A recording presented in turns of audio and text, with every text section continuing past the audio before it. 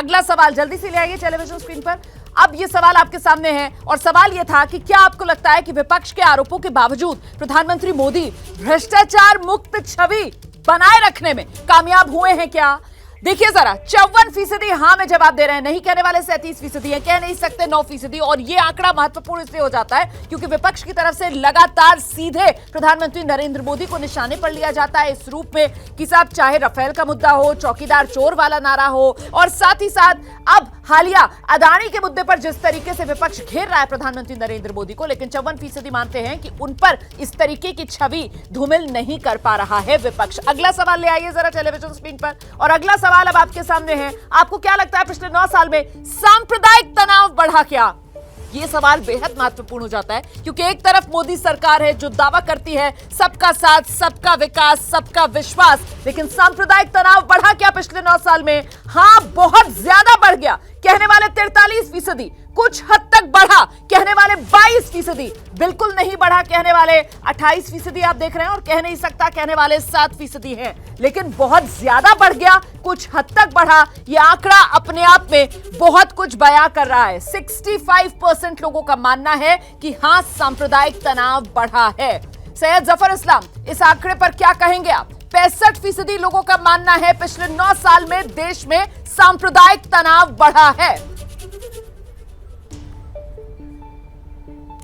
ये कांग्रेस की नीतियों का यह है कि कांग्रेस ने बराबर समाज को तोड़कर राजनीति करना चाहा है, और इस तरह की जो पार्टियां हैं वो समाज को बिखेरती हैं। अब आप देखिए ना, आप हमने हमारे वेलफेयर स्कीम की बात आप कर रहे थे, अगर ऐसा होता 9 साल में सांप्रदायिक तनाव बढ़ा है, ये सर्वे का आंकड़ा कह रहा है। एक सेकंड रोमाना जी, आप अरे रोमाना जी बात तो पूरी करने दीजिए, आप कॉन्टेक्स्ट ही खत्म कर देंगे, पर्सपेक्टिव खत्म कर देंगे, बीच में आप टिक्का टिप्पणी करने से पहले बात खत्म कर दे दीजिए। आप इस 9 साल में देखिए सबसे कम राइट हुए, इसलिए कि ये लोग चाहते हैं समाज में तनाव रहे, हम नहीं चाहते हैं कि समाज में तनाव रहे। वेलफेयर स्कीम को देखिए, हमने समाज के हर वर्गों के लिए किया है। मुस्लिम समाज की आबादी 12%, 13%, 14%, लेकिन किसी भी हमारे वेलफेयर स्कीम में 22% से कम नहीं। यह दर्शाता है कि हमारी नीति बिल्कुल सबको साथ, सबका विकास, सबके लिए प्रयास करने वाली नीति है। हाँ, ये बात सही है कि कांग्रेस का रिजीम उठा के देखिए, rights after rights after rights, इसके लिए जाने जाते थे। अब राइट्स नहीं होता है तो समाज में तनाव पैदा करते हैं ताकि आपसी दुश्मनी बढ़े, लेकिन हम ऐसा नहीं होने देंगे। ये सर्वे भी इस बात को बताते हैं कि कहीं ना कहीं ऑपोजिशन की पार्टी ने कहीं ना कहीं राइट और इस तरह की जो चीजें कराते थे पहले, उसको रोकने में तो हम समर्थ रहे, लेकिन ये कहीं ना कहीं विवाद क्रिएट करने में अच्छा, मेरे साथ देखिए वरिष्ठ पत्रकार रशीद कदवई साहब भी मौजूद हैं। जरा सा मैं रशीद जी को भी इन्वॉल्व कर लेती हूँ, आलोक जी आऊंगी उसके बाद आपके पास। रशीद कदवई साहब, यहाँ बार बार जिस बात का जिक्र, आंकड़े का जिक्र किया जा रहा है सैयद जफर इस्लाम की तरफ से, और वो कहते हैं कि साहब आप आंकड़ा उठाकर देखिए, एनसीआरबी के आंकड़े आप उठाकर देखिए, राइट्स के आप मामले उठाकर देखिए, तो वहां गिरावट है। बावजूद इसके पिछले 9 साल में अगर सर्वे में ये बात सामने निकल कर आ रही है कि साहब देश में सांप्रदायिक तनाव बढ़ा है, और वो भी 65% लोग ये बात कह रहे हैं, तो सर आखिरकार इसे किस रूप में देखा जाए? क्या ये परसेप्शन इस रूप में बन रहा है? क्या इसके लिए विपक्ष जिम्मेदार है, या फिर सरकार को भी कहीं ना कहीं आत्मचिंतन करने की जरूरत है? रशीद कदवई साहब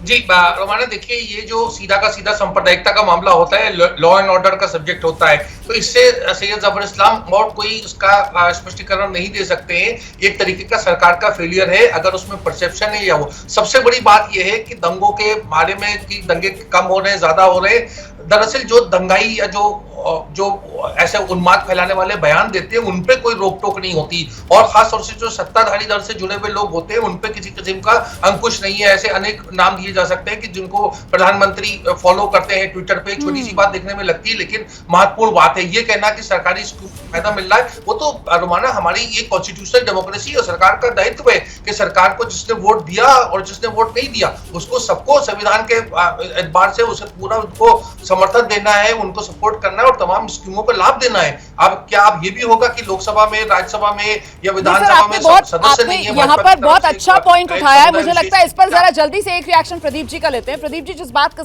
रशीद कदवई साहब कर रहे हैं कि साहब जो सरकार में है, संवैधानिक पदों पर बैठे हुए लोग हैं, और वो जब एक तरीके से भड़काऊ या डिविसिव बयान देते हैं, उसको लेकर कुछ कार्रवाई होती हुई नजर नहीं आती है, बल्कि सत्ताधारी पक्ष की तरफ से मौन रखकर उसको कहीं ना कहीं प्रमोट करने की कोशिश की जाती है। क्या उसकी वजह से परसेप्शन बन रहा है कि सांप्रदायिक तनाव बढ़ा है? क्योंकि दंगों को लेकर ठीक है, आंकड़ा ये कहता है कि हाँ, पिछले 9 साल में उस रूप में दंगे देश में नहीं हुए, लेकिन फिर भी सांप्रदायिक तनाव बढ़ा है, ये परसेप्शन बन रहा है सर देश में। प्रदीप जी।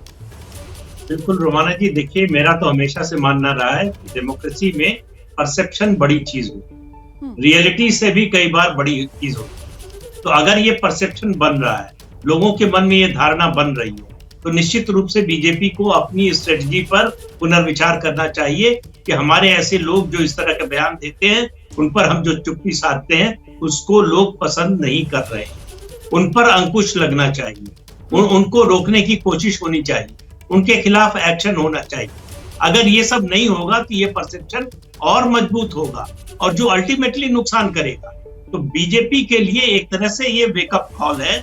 इस तरह के जो आंकड़े आ रहे हैं, ये बीजेपी को ये बता रहे हैं, चेतावनी दे रहे हैं कि अपना रवैया सुधार लीजिए।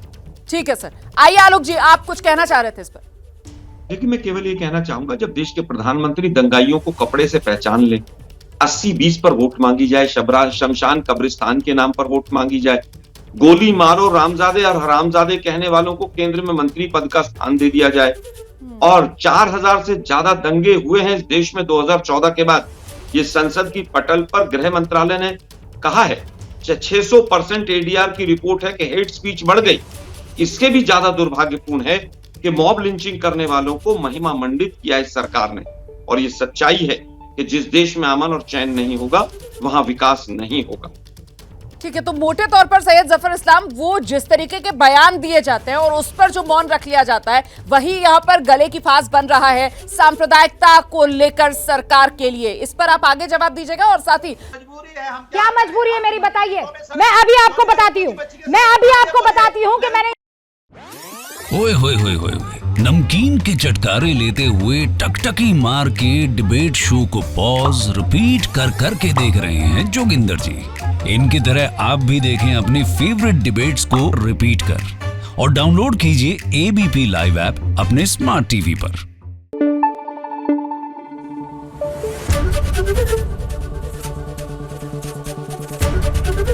एबीपी न्यूज आपको रखे आगे।